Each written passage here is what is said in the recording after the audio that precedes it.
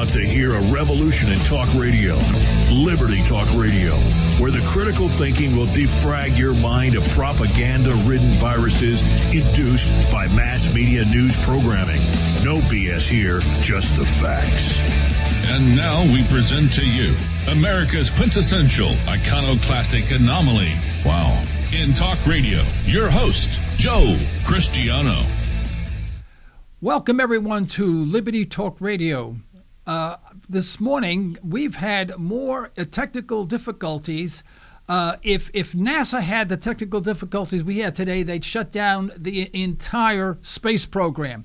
But we were originally to have John Wolstetter. He's a nuclear policy expert and London fellow on our program. Unfortunately, we don't know what happened. We're lucky that we're here. We're going to have about a half-hour program. We did we did ask John to come back at a later date when we had everything fixed up, which we sort of have it fixed up now, but it was too late. He had to leave at 8:40 Central Time. So we have about a half hour, and I decided just to discuss a few issues. Since many of you would be listening in anyway and coming in at different times, we didn't want to have a totally blank half hour, although this was intended to be an hour program. So we apologize for that.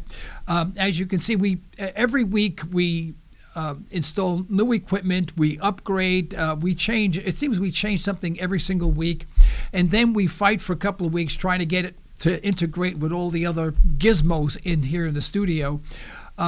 Someday I'll show you a picture of the control panel. It'll make your eyes cross. It's just unbelievably complicated. Without a professional technician, this would never go off the air. Anyway, welcome to Liberty Talk Radio. You know, I was driving in this morning. I came in really early to get ready. It was dark out. It just finished raining. It was quite difficult driving. A lot of glare. You know, the typical early morning glare from the road and whatever, and windshield wipers going. And for some reason, I thought to myself, you know, right now, every morning, commuting to and from work, there must be there are tens of millions of cars on the road. In fact, I think there's like 100 million cars on the road at one time. Now, that I may be off, but I mean, it's pretty close to that. And when you think about that and you listen to the 6 o'clock news, if there is a major accident anywhere in the United States, it is featured on the news. Now, you don't always see or hear about an auto accident. Now, there are many auto accidents. Most of them are minor fender benders. Someone didn't stop in time and stuff like that. In fact, just 4 weeks ago, I was exiting off a highway, and the car behind me exited also, but failed to slow down to exit speed and hit my rear bumper. And we have those 10-mile-an-hour bumpers where if you hit them, you don't dent them, they just recess and come back out again. And boy, it jolted me. We pulled over to the side, and bingo, no damage to either car. I told the guy, I asked him, "Are you?" Of course, he was in the wrong. I said, "Are you okay?" He said, "Yes." "Is your car okay?" He said, "Yes." I shook his hand, gave him a big hug. I said, "All right, we're fine," And he was so grateful that I wasn't suing with, neck injuries and all this other stuff. But my point being is that when there is a major accident, we do hear about it, but we don't hear about it every day. But yet there are tens of millions of cars, maybe 100 million cars on the road at any one time. And when you would think with that number of cars, you would at least have a good 1,000 to 10,000 major accidents a day, and the news would be replete with all of these car accidents of mangled bodies on the highway, in the street, etc. Well, you don't. And you ever think why we don't have as many car accidents as you would suspect there would be with people driving, and most people drive somewhat irresponsibly, and I know I do from time to time, and maybe all the time. I don't drive according to Hoyle. And the reason is very simple, and the reason is this, is that there is a personal selfish motive in staying safe. Think about that. Everyone is so darn selfish that they will protect themselves from getting in a car accident. Now, what's really particularly interesting is that in London, there was a major intersection that was noted to have accidents, but mostly because of the traffic backups. During rush hour, if you had to go through an intersection, it took you approximately 20 minutes to get through the intersection. And what they did is they experimented. Now, there was a stop sign, a stoplight at that intersection, a four-way stop sign, very heavy intersection. And they experimented. They had the guts to remove the stoplight. Not only did they remove the lights, but they removed the stop signs. There was no signs whatsoever, and this was an experiment in human behavior. Now, of course, those people who were against such a move were projecting serious injury, body bags all over the place. Well, what was really surprising, and it shocked everyone, is that the number of accidents over 3 months in that intersection was reduced dramatically, like from 6 to 1 or something like that. I don't recall the exact numbers, but there was only like 1 accident, and there usually is an average of 6 every 3 months. Secondly, the time it took to go through the intersection was reduced from 20 minutes to 5 minutes. Everyone loved it. There was no rules, no regulations. You could take your car and ram right through it, right? And you wouldn't get a ticket because there was no stop sign. And yet, it facilitated traffic and made it safer. So you have to ask yourself, how could that be? The government wasn't involved. I mean, we need stop signs and traffic. There's no traffic cops either. Nothing. Obviously, there's anarchy on the streets. Cars would be hitting each other. Tow trucks would be coming back and forth. And yet the exact opposite happened. And the reason for that, folks, is pure self-interest and self-preservation. Now, when we talk about freedom, we're talking about selfish interest. I stop at a 4-way intersection, even if there's no sign, because I don't want to get hit. I have a very selfish interest in making sure I don't get hit and get killed by an oncoming truck, all right? And if we look at freedom, freedom is the right of self-determination. And in that with self-determination is the freedom of association. I can determine what I want to do, and I can associate with whomever I want to associate with. Now, this is not constitutional.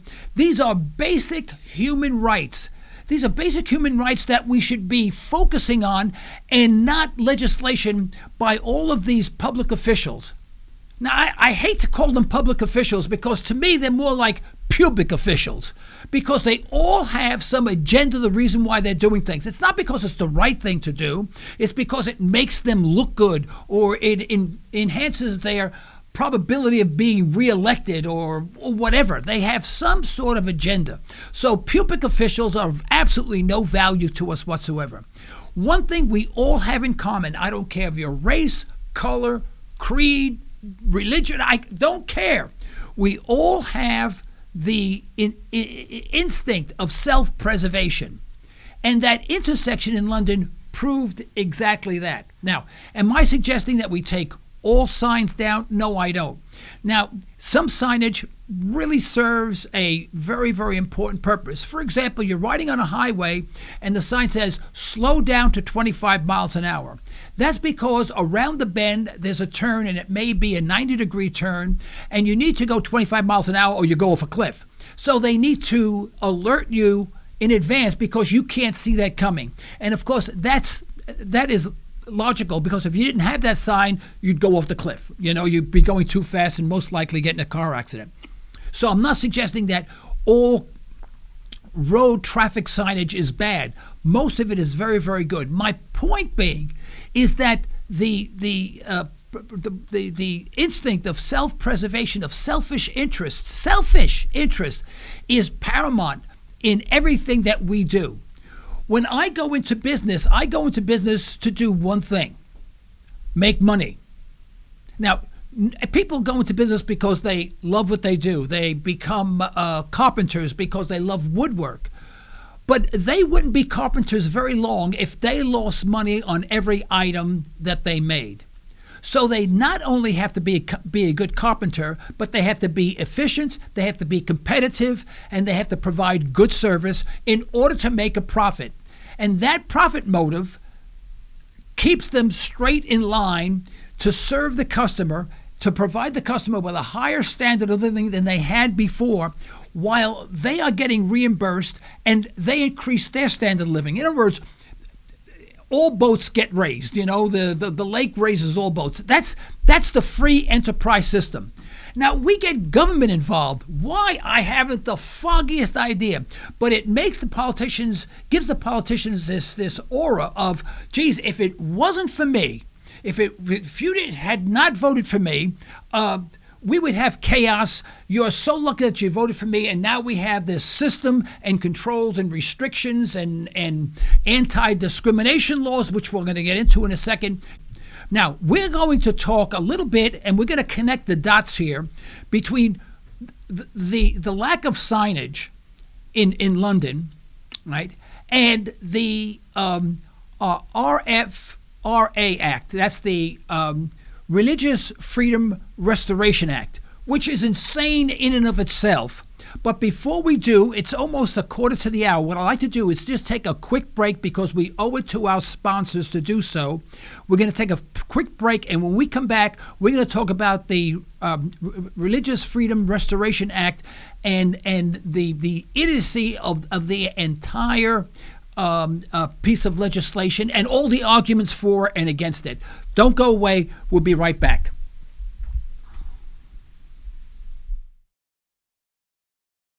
Liberty Talk Radio.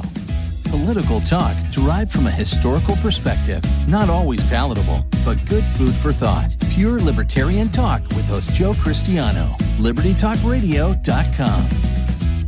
Express Test is your go-to company for on-site occupational health testing services. That's right, we said on-site. That means we will meet you at your facility for a free health and occupational safety consultation. Express Test specializes in hearing conservation, respiratory protection, and employee safety. We can help you establish viable programs tailored to your business and employee needs. For your free consultation, call 918-743-2929 or visit us at expresstest.com. That's 918-743-2929 or expresstest.com. Do you find yourself asking, what did you say? Aaron Cristiano of Ranch Acres Audiology has over 25 years of experience helping patients just like you. Hearing requires conservation. We need to be aware and we need to be responsible for our own hearing health. Understand more with a little help from Ranch Acres Audiology. Call 918-749-7711. That's 918-749-7711 to learn more. We'd like to thank attorney Constance Squires for her support of Liberty Talk Radio. If you want a comprehensive way to affordably avoid legal issues, call Constance Squires. For a free consultation, call 918-254-9283 or go online at isthyWillDone.com. This isn't your typical talk radio show. This is Liberty. Liberty Talk Radio. You know, we were talking about the right of freedom of association, the advantages of selfishness and self-interest. Although those are negative words in our vernacular these days, it is actually critical to the survival and the harmony, actually, of our own society. Now, we have, Governor Mike Pence of Indiana sort of rewrote the Religious Freedom Restoration Act, the RFRA, as they call it, Act, which was actually enacted by President Clinton, you know, another pubic individual, pubic official, you know, extraordinaire, by the way. he wrote this act, and it's a government, and it's been in since 1993. At that time, the progressives were beside themselves. They say, isn't this wonderful? The president is writing this act saying that you cannot discriminate against any. You have a freedom of association with everyone. This is great. Now, because Governor Pence is considered a conservative, when he wrote it, all the same liberals said, that's terrible. You can't do that. You're restricting, you're discriminating, This political game could drive you nuts. And I'm not going to talk about it because it makes me want to vomit. I'm disgusted with the whole thing. And neither should you. You shouldn't wait one time. If you listen to a program and the guy talks Republican, Democrat, liberal, conservative, neocon, progressive, you should turn the stupid thing off because none of the dialogue is going to make any sense. You hear me? And that's an order. But let me talk about this act. We have our constitutional right, and even further than that, our inalienable right, is that of free association. The government does not require me to associate with certain people. Now, let me give you an example. Let's assume for a second that there is a bakery, and the bakery owner, let's assume for a second, is gay, all right? And let's say I'm not, but let's just say a person is anti-gay, doesn't like gays, thinks they should be banished from the earth, deported, sent to Europe or something, maybe Holland or someplace like that, right? And as a result, this individual, right, refuses to buy any bakery products from that store. I want you to think about that, all right? Here's a guy, dislikes gay, thinks it's horrible, it's against his religion, his ethics or whatever, thinks it's the worst thing in the world. People should be deported, shouldn't even be allowed citizenship in the United States. So even if he was dying for a piece of cake or a cupcake or something to have with his coffee, he would walk a mile out of his way and wouldn't buy in that bakery. Now, is that not discrimination? Well, in a sense it is. Absolutely, it's discrimination.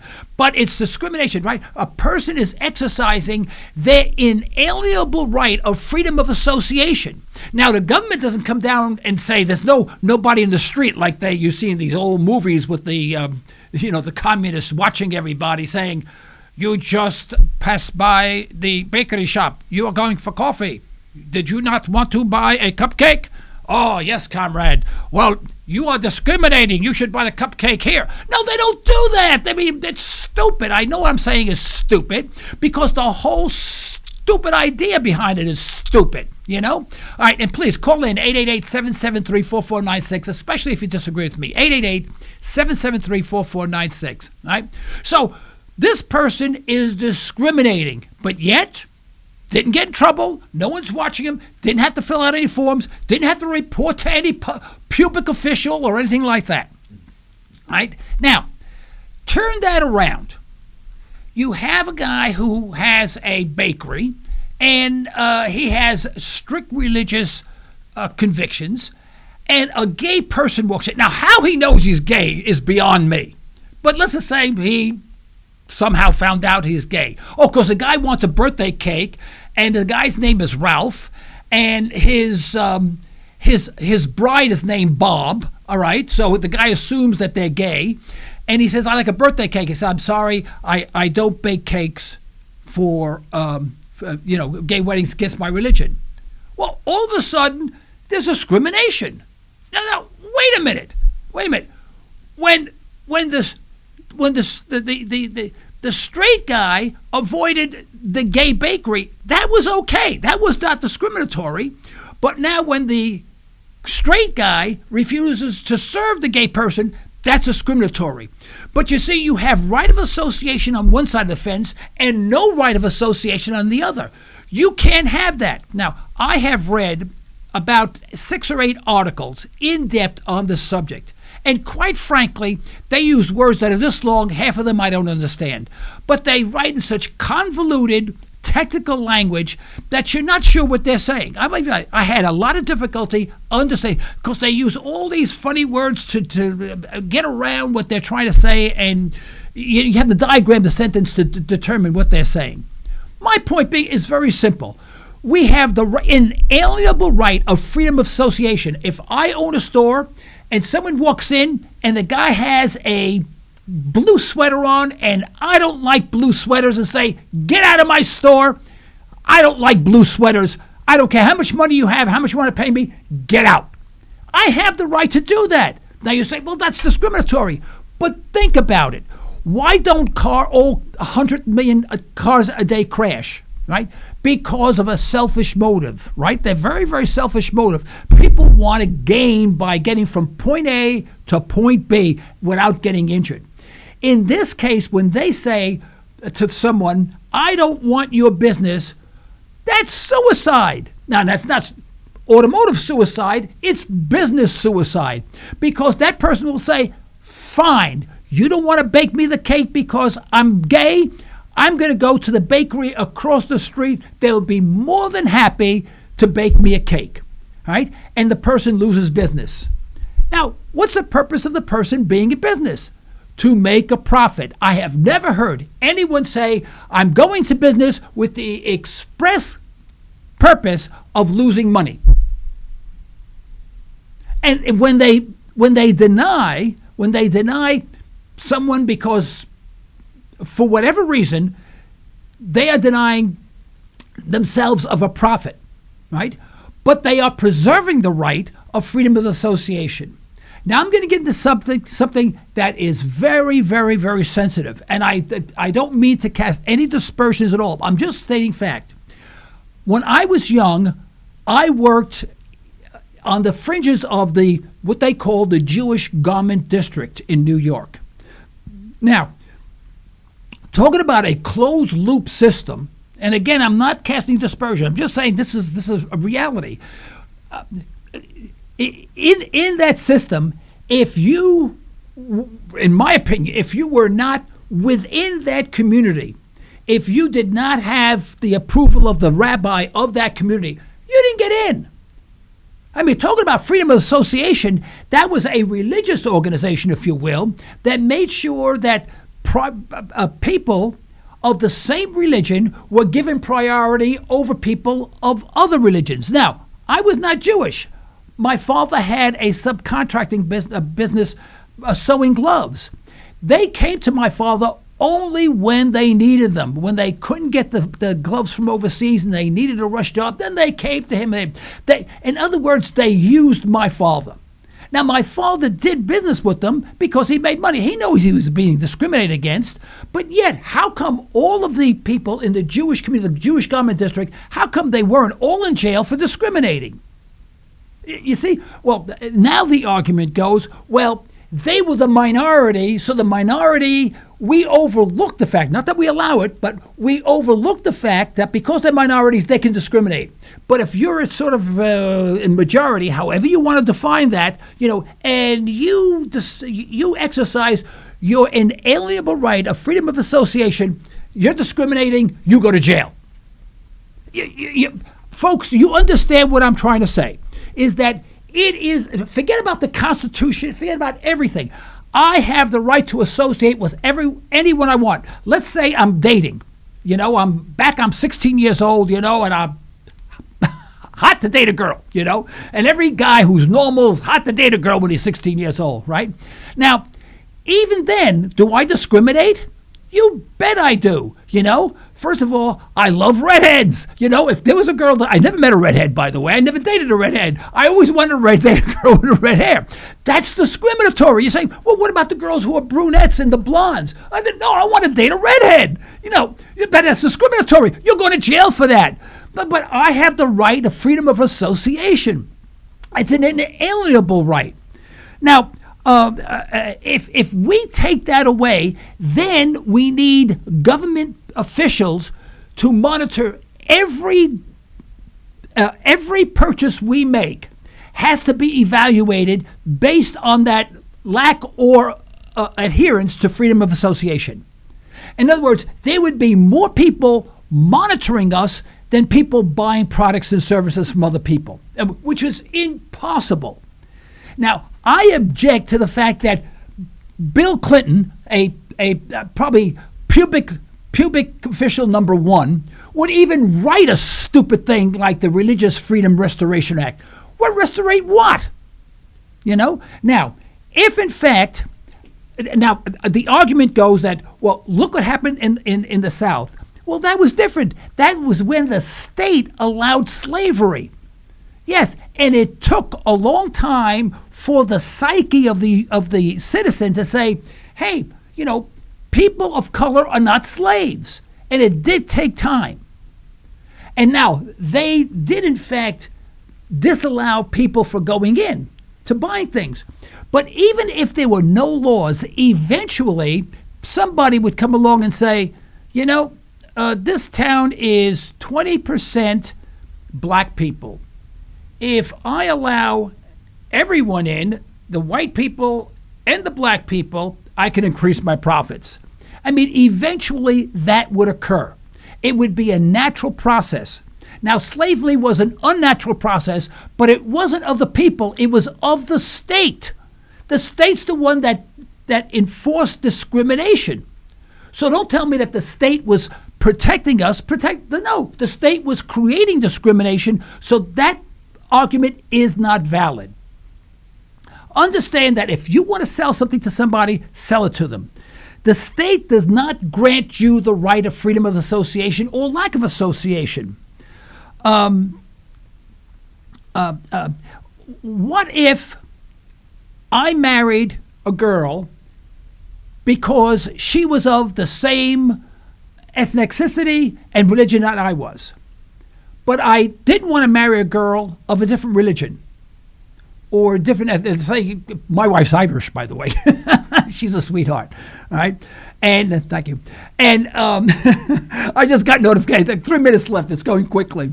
But let's assume I said, I can't marry. I'm Italian. I have to marry an Italian girl. Well, will the government come in and say, you're discriminating because there's an Irish girl that wants to get married. She wants to marry you. You have to marry her. Well, of course not.